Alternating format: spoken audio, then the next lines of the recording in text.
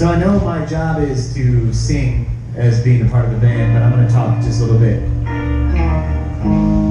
We are Failing Minnesota, and we want to thank the prior bands before us who put on fantastic shows. Skull Family and HGW, you guys did amazing. Thank you.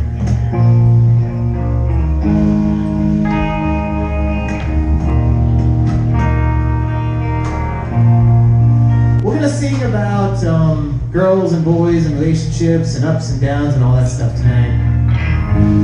We do hope you enjoy it.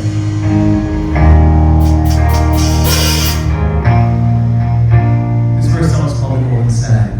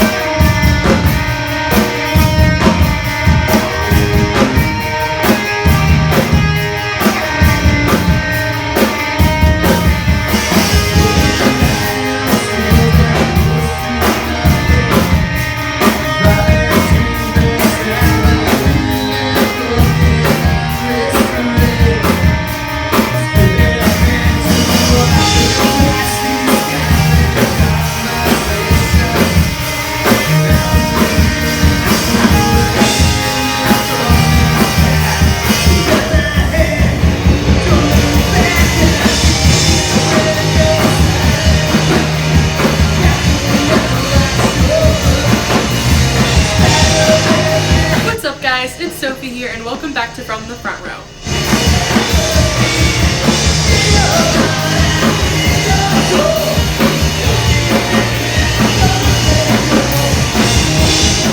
Failing Minnesota is a three-piece alternative rock band from Springfield, Missouri.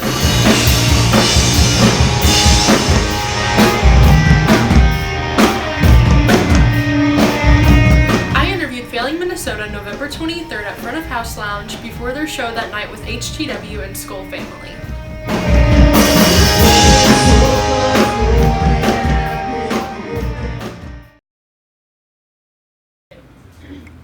What's up, guys? I'm at Front of House Lounge with Failing Minnesota before their show tonight. Go ahead and introduce yourselves. Hey, what's going on? My name is Mike. I am vocals and guitar. I am Chris, and I am drums. Well, I'm not drums, but you're drums. My name is Austin, and I play bass. So first things first, why did you name the band Failing Minnesota? Pass. Pass as well. All right, I don't get to pass. Basically, you could come up with any scenario you want, but it's not the truth. It was the first noun and verb that weren't already taken. Exciting. Yeah, after arguing for, 3-4 weeks? Was that something like that? Yeah. And you could say, hey, if it's just a noun and a verb, why don't you just change your name? We've tried that as well. We have argued for probably 3 or 4 months and have about 3,000 other band names, and we gave up. Just gave up, and Failing Minnesota is what it is, and it's going to be that way. What is your favorite show you guys have played? I'll let you go first. I don't have a favorite show. The one we're playing tonight. Always the next one, right? So, Failing Minnesota has been through some different iterations of people in our band. We've had 5, we've had 4. The first time we played as a 3-piece, and really kind of was that sense of, okay, this is what it is, this is going to work. That's always a fun feeling. I don't want to say it's my favorite, but it was one of those is like, hey, we made the right decision in not trying to bring somebody else in. We made the right decision in the 3 of us being together, and was really happy about that. So that's the best answer you can get on that one. What would you say makes your band unique from other local bands?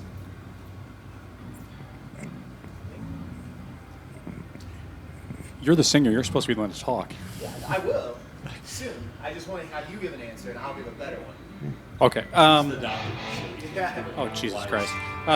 So makes us unique from other bands. I think, all of us have been doing this for a while. A lot of people can say that too, but what's nice is that we actually all do get along pretty well and have a pretty low drama group. So that's unique for some folks. That's one of the things I enjoy. But anyway. When it comes to unique, again, I haven't been in the other bands, so I can't speak for them. I've been in the bands that I've been in before. There's a talent pool that's unique about this band. There's some really good musicians in this band, and then there's me.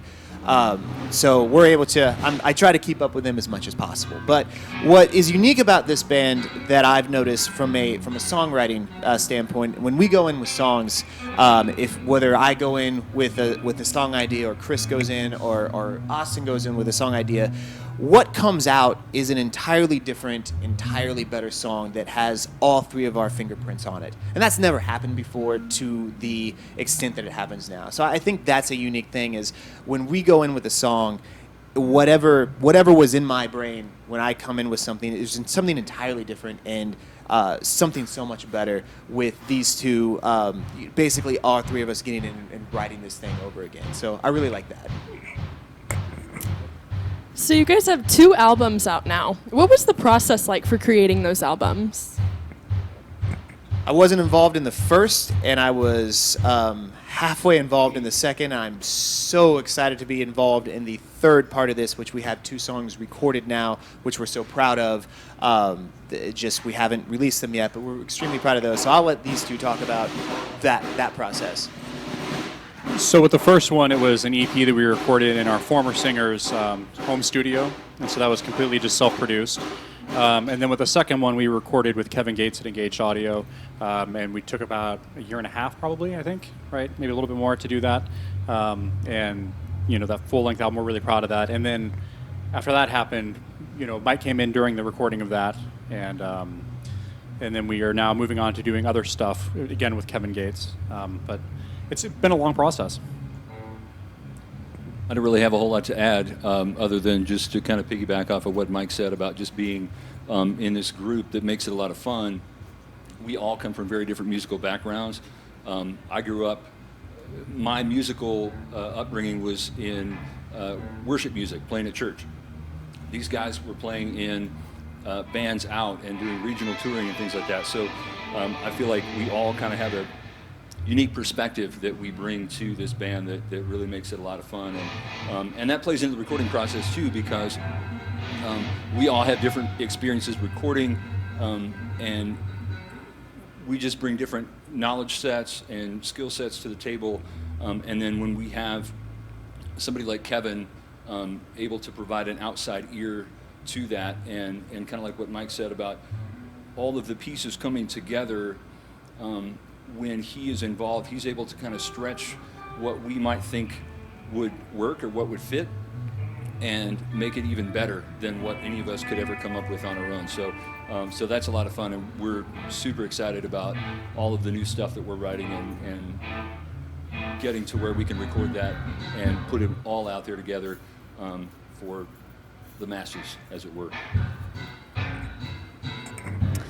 So with 2 albums, you guys have a lot of songs out. Is there one in particular that you guys like to play live? All the songs. My favorite song right now to play is the song that the 3 of us as a 3-piece first as a band came together and said, can we do this as a 3-piece? And it was Nervous, and it's what we close off with. It's one of the songs we recorded. It was the first song we recorded together as a 3-piece first. It's always our closer, so it's always kind of that build-up of that energy. That to me is the most fun song to play. Nervous is great. I like Teapot as well. That's a fun one to play. Let's see, what else? The new one. The new one that I don't remember the name of, that we play different every time. Yeah. Yeah, that's they're pretty much. So you can look at the set we're doing now, and there's probably 4 songs off of the albums that we did before, and then pretty much everything else has been written with the 3 of us. And so the new stuff is exciting to play because it's just different and kind of has a different spin on it. But if I had to pick a favorite, I guess it would be. I really enjoy the Golden Side. They're kind of our first one that we lead off with. It's just this kind of high energy. It's a lot of fun. And then the song opposite of what we were, with the crazy drum beat and stuff.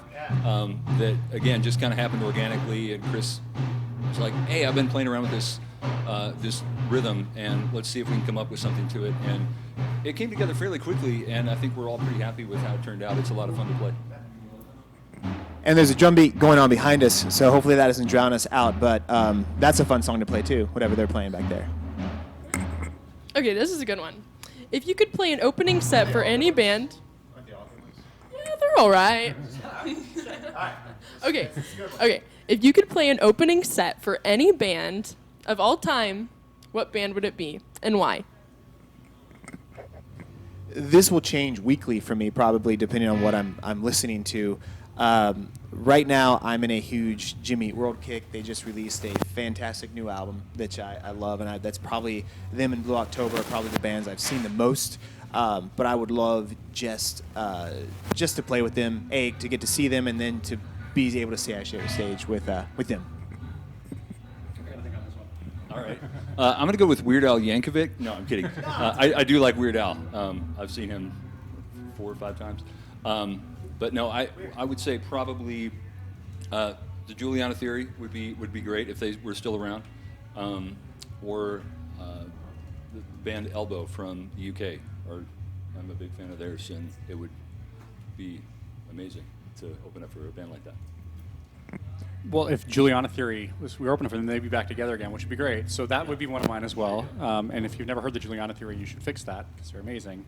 And Nine Inch Nails, I'm a huge fan of them, so that would be really cool. We would not fit with that bill at all. That wasn't the question. No, it'd be just really cool to do. I'm a big fan of the Killers as well. That would be kind of cool. So. What is your favorite memory you guys have as a band?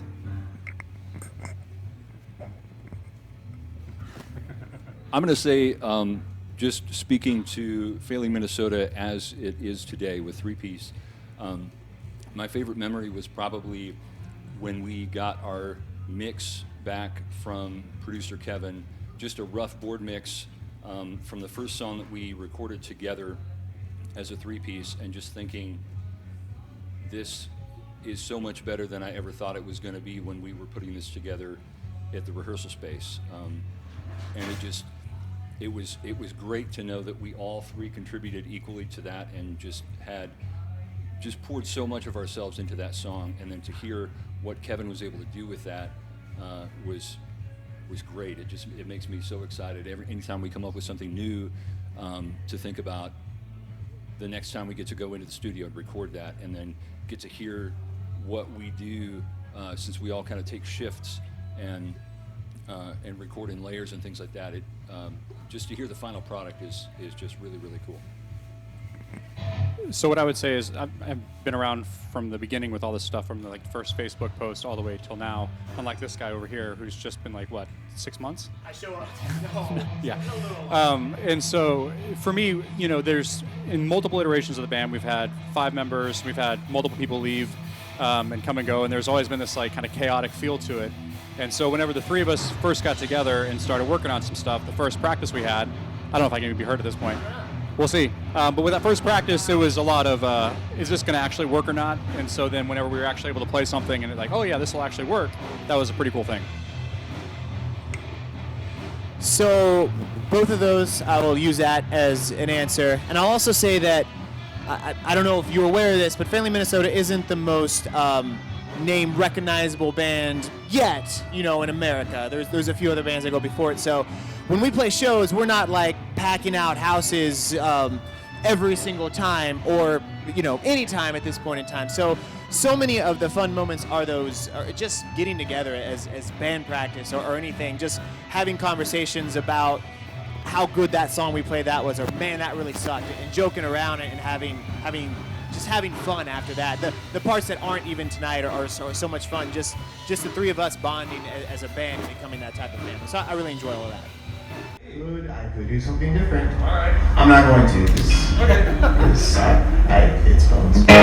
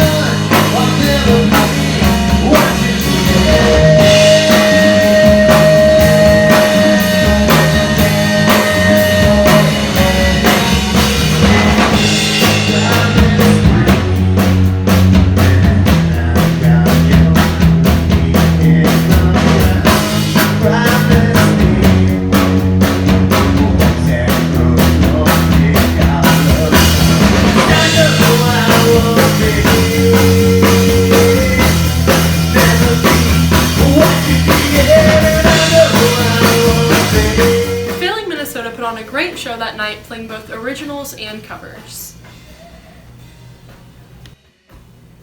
Be sure to check out Failing Minnesota and keep an eye out for their next show. Those last 5 songs were off an album we did 2 years ago, so we're gonna play some new songs now.